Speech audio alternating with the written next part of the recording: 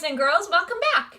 Today we're going to read our story, Helen Keller, and I'm so excited. This is one of my favorite stories that we read in Journeys because it really gives you the chance to appreciate the things that we have in our life that Helen Keller wasn't able to have. So as we start to read, you're going to think a little bit more about that.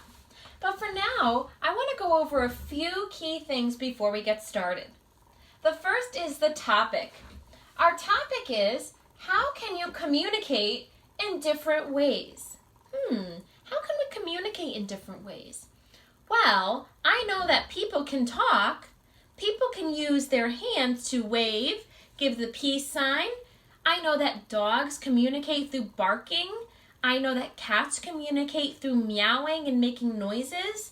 So, all things all over the world communicate in different ways. You might speak a different language, right? Genre.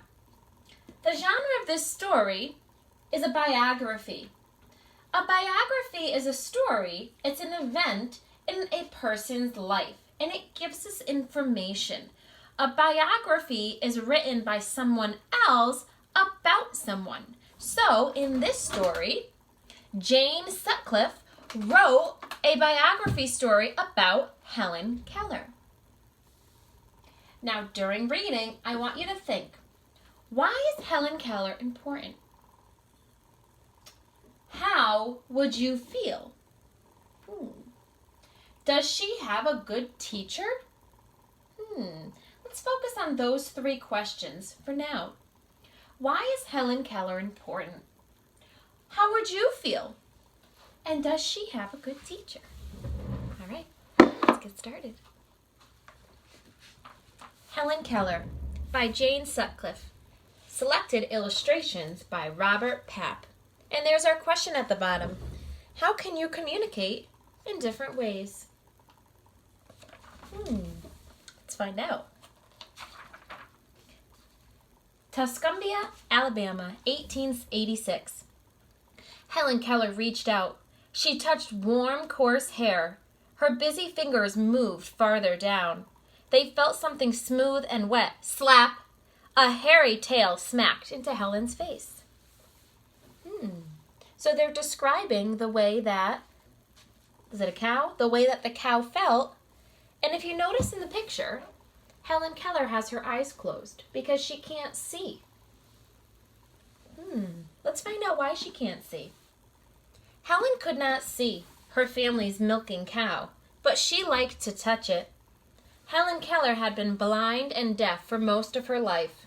The only way she knew the world was by touch, taste, and smell. Helen was born in 1880 in Tuscumbia, Alabama. When she was just a baby, she became very sick. The illness took away her sight and hearing. Helen could not hear her brother's laughter or her mother's voice. She could not see her father smile or the pretty flowers outside her window. For Helen, there was only silence and gray darkness. So think, how would you feel?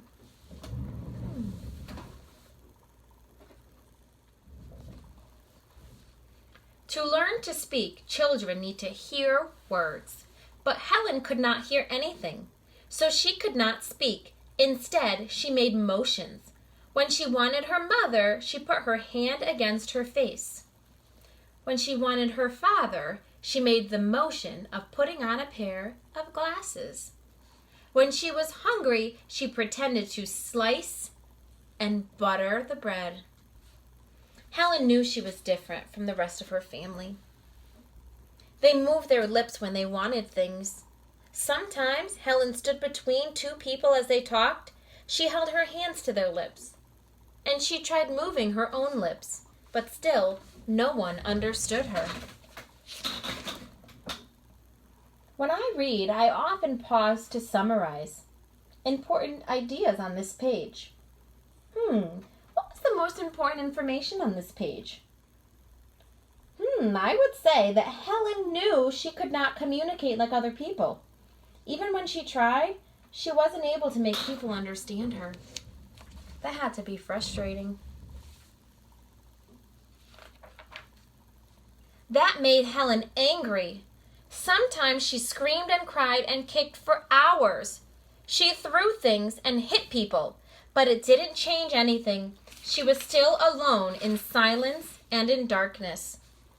Helen was hard to control. Her parents didn't know how to help her. They took her to doctors.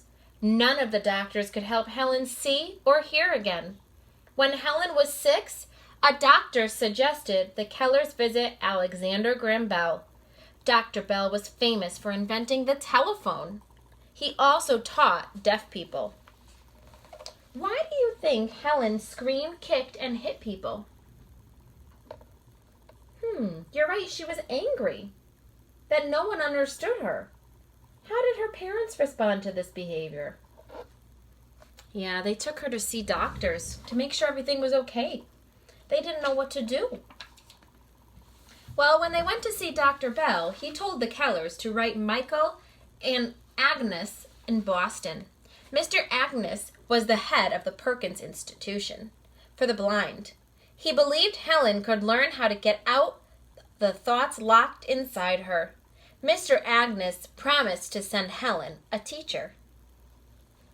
Who was her teacher? Let's read and listen. Helen and her teacher. Helen's teacher came to live with the Kellers that spring. Her name was Annie Sullivan. Annie had studied at the Perkins School. She was nearly blind herself. Annie needed to control Helen's wild behavior so she could teach her.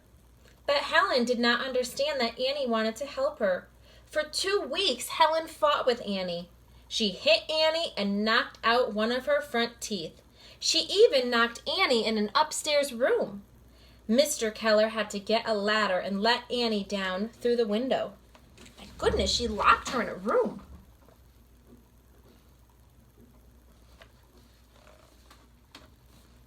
Still, Annie did not give up. Little by little, Helen learned to trust her new teacher. Annie began to teach Helen about words. She spelled words using her fingers. Her hand formed a different shape for every letter. Do you know what that's called? Sign language. She pressed each shape into Helen's hand.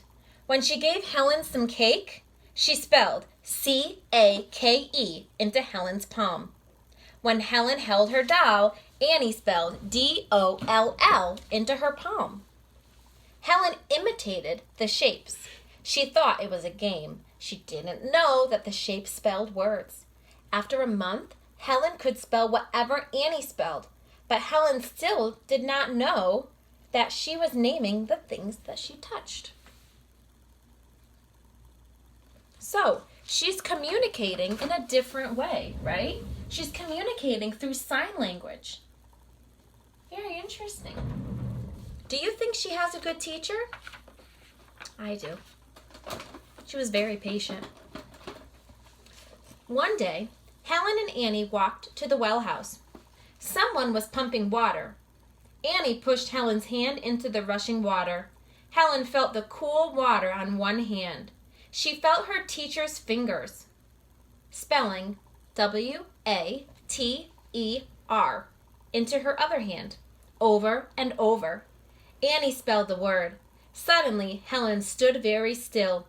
All at once, she understood. The liquid flowing over her hand had a name. It was water. Everything had a name. Helen wanted to learn them all. She ran from one thing to another. Annie spelled the name of everything Helen touched. Then Helen turned and pointed to Annie. T-E-A-C-H-E-R, she spelled. From then on, Helen's name for Annie was teacher. That summer, Helen learned a lot of new words. She stopped using her old motions. Her fingers gave her all the words she needed. What is the most important thing that happened because of Helen's experience at the water pump?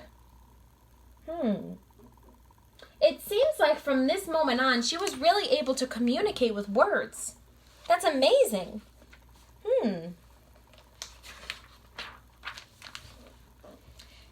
Annie did not teach Helen words one at a time.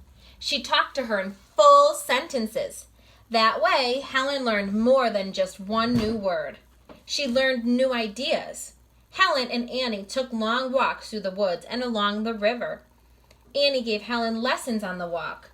She showed Helen how seeds sprout and plants grow. She made mountains out of mud and taught Helen about volcanoes. Sometimes they climbed a tree and had a lesson up there. Oh, here's a caption. Helen and Annie having a lesson. Where are they? Yep, they're up in the tree. Here's another caption. It says reading a book in Braille. Can you say that word? Braille? Nice. Helen was hungry for knowledge. She wanted to learn everything Annie could teach her. Soon, Annie started teaching Helen how to read. The words were printed in raised letters for a blind person. Helen felt the words with her fingers. She liked to hunt for the words that she knew. When she learned to read better, she could read books over and over. Her curious fingers wore down the raised letters. Can you see the picture of the Braille? We have Braille outside our classroom at school. It says Classroom 11, and it's all these raised bumps, and if you slide your finger across it, it feels kind of bumpy like sand. Do you remember that?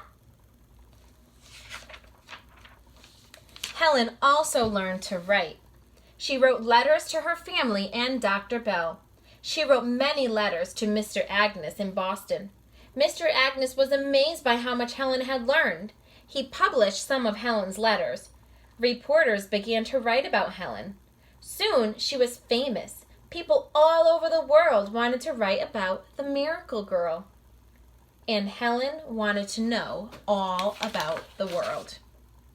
So she was very curious, Helen. And she worked really, really hard. So let's take a minute and let's think about after reading. Why was it difficult for Helen Keller to learn? What happened to her early in her life that made it difficult for her to learn? Yeah, she was blind and she was deaf. So she couldn't see things. She couldn't hear things. And when you're learning to talk, you need to be able to hear. So it was very difficult for her. What is the author's purpose? Now, when we talk about the author's purpose, we say the author's purpose is as easy as pie. P to persuade, I to inform, and E to entertain. So think about this story. What is the author's purpose? Are they trying to persuade us and make us think about the story and make us think the way that they're thinking? Are they trying to inform us and give us facts and information about Helen Keller? Or are they entertaining us and telling us a funny story? What do you think? You're right, inform. They want to teach us and give us information about a person's life. Helen Keller. Good. The last thing I want you to think about is what kind of a person is Helen Keller? Is she brave? Is she smart? Is she kind? Is she fearless? What kind of a person is she? Think about that. I want you to write to me, and I want you to tell me what kind of a person is Helen Keller. Use information from the story to support your answer. If you say that she's smart, tell me why she's smart. What does she do that makes her smart? Have fun. Thanks for listening.